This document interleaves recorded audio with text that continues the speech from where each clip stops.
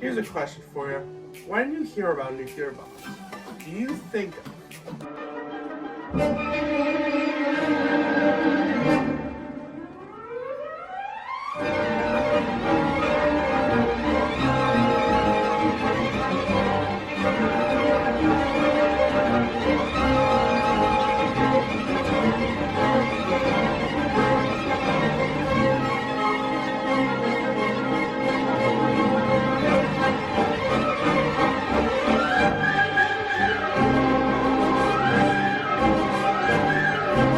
these are what people want to see?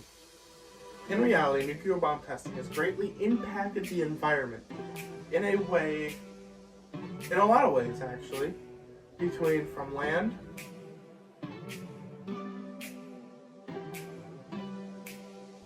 the atmosphere,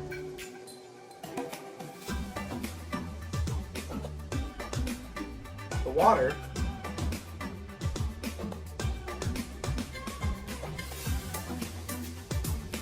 and all types of food sources, both meat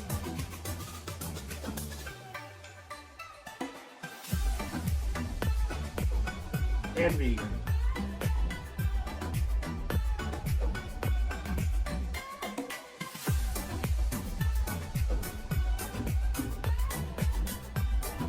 Between 1940 and 1960s, many radio and commercial information spread the idea that radiation can only affect children with growing bones.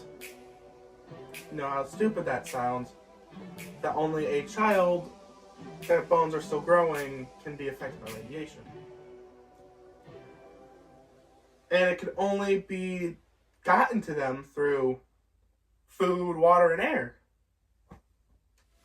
All the necessary things that any living thing tends to need to survive. It took a long time before people realized that everyone or anything can really be affected by radiation from nukes. And people just spin.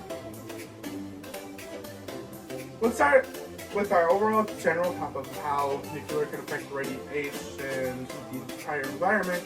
We're just going to start off with land. The thing we all on. Back in the mid-1900s, when nuke testing was above ground, more or less it didn't go off on the ground itself. A little math science fact is, when a nuke went off, it released energy, and that's what creates the explosions. But if you drop it and explode in the air, it will hit a wider area of destruction, because if the nuke went off on the ground, all the energy would go up and wouldn't really do that much damage. But back when they were first testing out it first started with dynamite testing. And nukes are calculated based on a type of measurement called kiloton. Or it would take 1,000 tons of TNT to match a 1 kiloton yielded nuke. And as basics, if it went off on the ground, it would leave a crater. The most popular one is the Bikini Atoll Marshall Island crater, which this is the best image I could get. There isn't a lot of imagery that you can get from way back then, but here you go. A crater, big hole in the ground. So all it really is.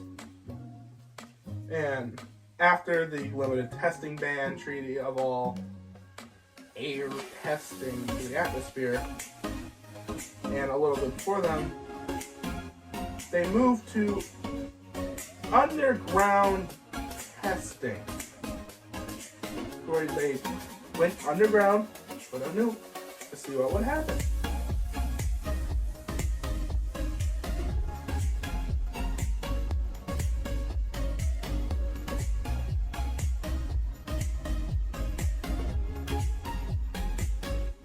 What you saw was the ground collapsing. Because it destroyed a ton of the land around it. So all the stuff on top had to go down. Gravity. And also, if there was any basic rocks, the heat and energy would cause the rocks to melt upon that. And it would make the surface awkward. As you would think, yes, this does kill any plants, roots, organisms in the area. Because it just destroys everything. So, we're getting into a little bit more scientifically thing with yield boosting. A yield boost is where they just decide to take a nuke, steroid it, and then you get a super powerful shockwave that will... Well, it's better if I just show you. We're going to first start off with what happens with the radiation when the nuke explodes. You'll see the shockwave in a second. Now the shockwave, or what is called the precursor. Obviously, this would destroy a lot of things in the environment, but it also pushed the radiation further as it's a shockwave. It just booms, and it would spread it a lot farther. Now, we are going to get to water. Water itself, everywhere, everything needs water. It's a basic. Us people, majority water. So if the sun ever decided to become extra hot, you could evaporate. Just kidding. Now start thinking that. Water itself is not prone to radiation. It is very hard for water to become radiated. Because more or less stating water needs 2 hydrogen to be water. A lot of nuclear fallout is also hydrogen, so it really just doesn't combine. But what can be radiated is the things inside the water, especially salt. Salt is salt. It's basic. It is sodium and chloride. And it's super abundant in the ocean. Like the water at Bikini Atoll Islands. Like got nuked a lot. Shoots 35 overall nukes. The island basically disappeared. With Operation Crossroads, test the military boats after like 9 months after the bombing of like Hiroshima and Nagasaki. The U.S. wanted to test what type of boats would be able to survive a nuclear bomb. They had Japan boats, German boats, United States boats. They all became submarines, give or take. Here's a little fun clip for you.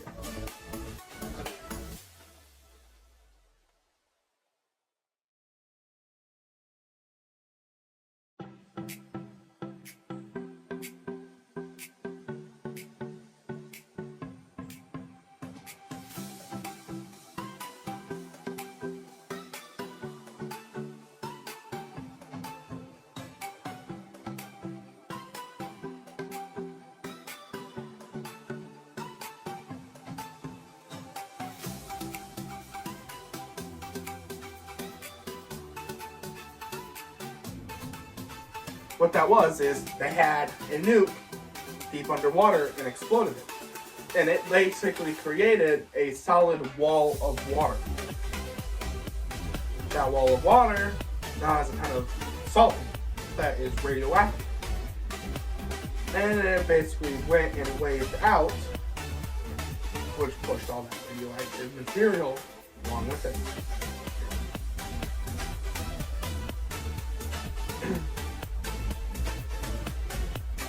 Now, the atmosphere. atmosphere. The thing holding us from endless space or evaporation. We had a bit of a weirdo thingy with this. Back in 1961, when Khrushchev took over Russia, he said he was going to suspend nuclear testing. I'm pretty sure not even a month later, he dropped a 57 megaton nuke in the ocean. Just to think about it, a megaton is 1 million tons of TNT. To recreate the explosion, you would need 57 million tons of TNT to recreate what you've probably heard as the Tsar Bomba, a 3-stage hydrogen bomb. And it was the most powerful explosion known, like man-made explosion known to man. It created a shockwave around the globe 3 times over, and it affected lands and houses over 400 miles away. And anything within the blast, the first initial bomb area where it was dropped, gone. Punched a solid hole in the ocean, and it was so big it went 60 kilometers in the air. It was a big explosion. I did my best. There's not a lot to show. This is the best that you're gonna get with the Tsar Bomba explosion. So.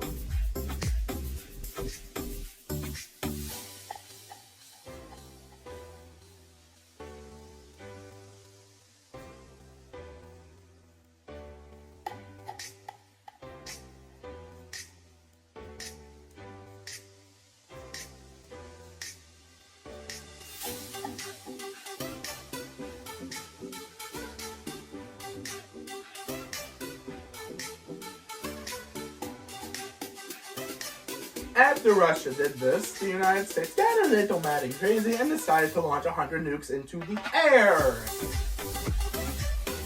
It's exactly how it sounds. And a lot of them more or less did something like this.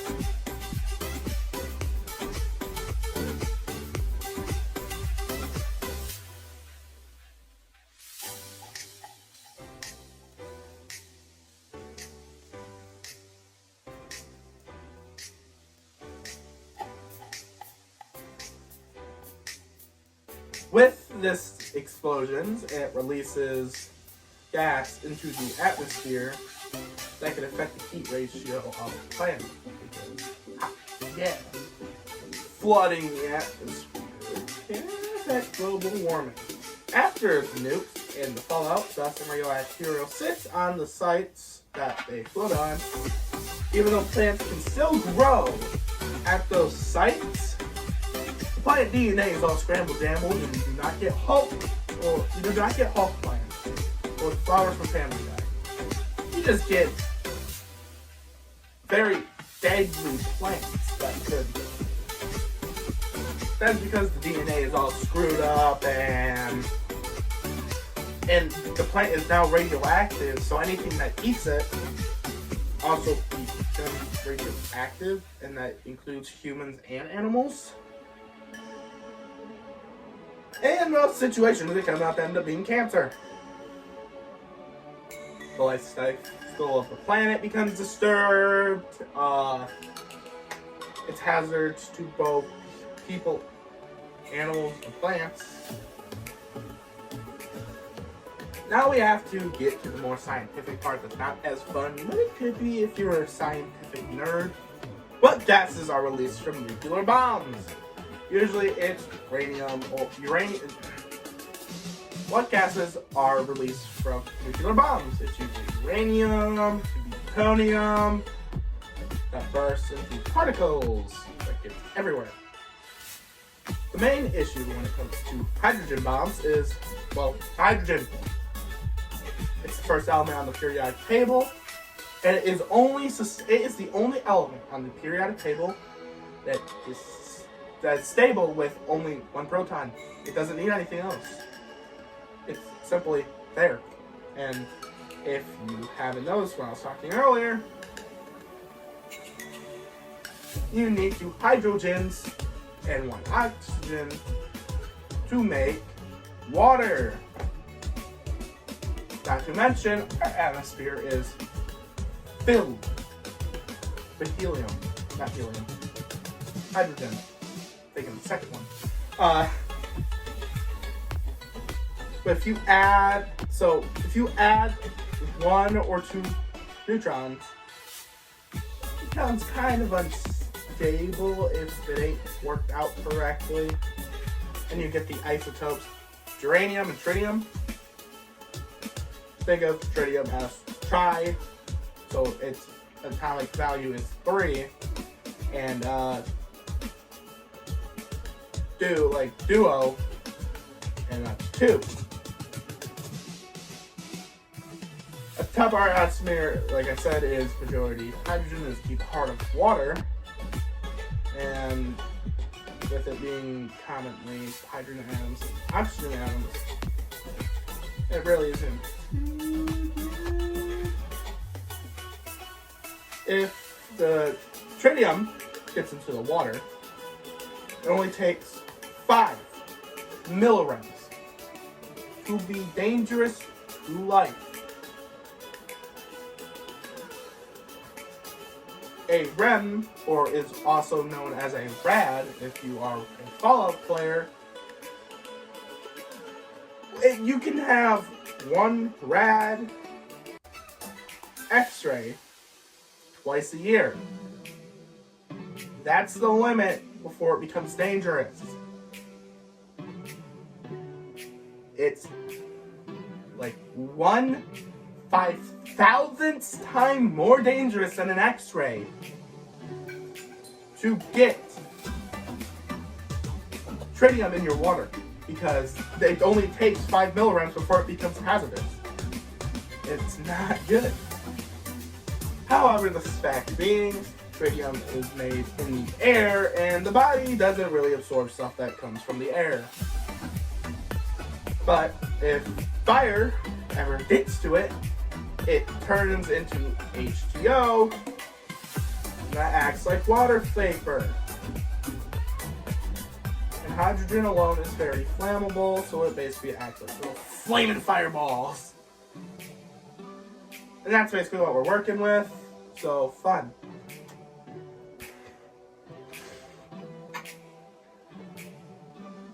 Now you know the effects of nuclear testing on the environment. It's clear that it is not good because it can affect your food, in the air you breathe, and we can just say that it's just not good for anyone when people start doing nukes willy-nilly and it starts screwing with everything.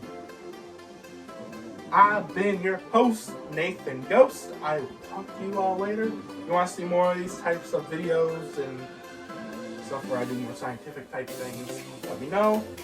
I will be right here. Bye.